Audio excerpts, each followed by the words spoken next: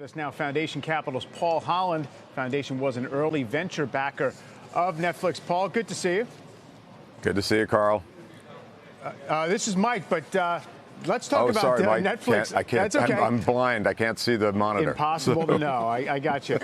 If you talk about Netflix, though, this decade-long window to look at is actually fascinating, right? At the start of the decade, it was a DVD subscription business for the most part. It had to kind of convince the world that people would pay for streaming either instead of or in addition to their pay TV bundle. Now, the company's being cast as a bit of the incumbent as opposed to the innovator. They have to play defense. Is that a fair way of thinking about it? And what is this next phase for the company's growth going to look like?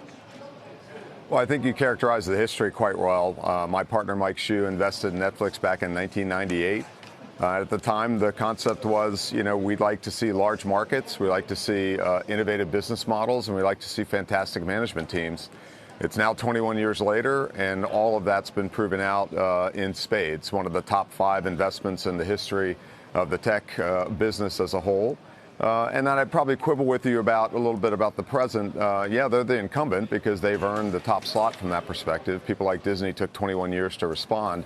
But I think, if I look at the business today, I did a very scientific study yesterday. I asked 3 next-gen Gen Z people, Piper, Kylie, and Devin, Holland, and they came back and said, Dad, Netflix is a subculture for us. Like, we grew up with it from the very, very beginning.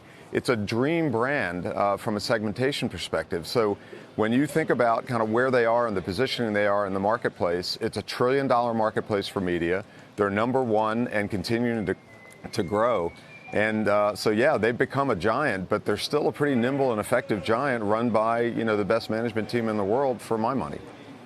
But it's interesting, Paul, because they're facing more competition here in the U.S., competition not just for subscribers, but also for content, which, of course, drives the cost of content up higher. And then internationally, where they seem to be focusing more, we're seeing them charge less for those subscriptions. So you sort of have the pressure there in terms of their pricing power. Where do you think Netflix has the biggest opportunity? I mean, will they be able to grow their U.S. subscriber base anymore, or is the future really overseas? Well, I think you get to a place where you become so large, you get to where you're a reflection of the population at some level. Facebook has gotten to that point, as have other giants in the field. International certainly represented a huge opportunity and an investment for the company. For any of us that have worked and lived overseas, you have to adjust to what's happening in terms of local pricing in different places. So you can't do sort of one size fits all. So it's sort of logical that they would end up going down that path. So I'm not terribly concerned from that perspective. I think what you have to look at, you look back at Netflix, it was named Netflix, not DVD by mail. It was an innovative company run by some of the best software company developers and engineers I've ever known.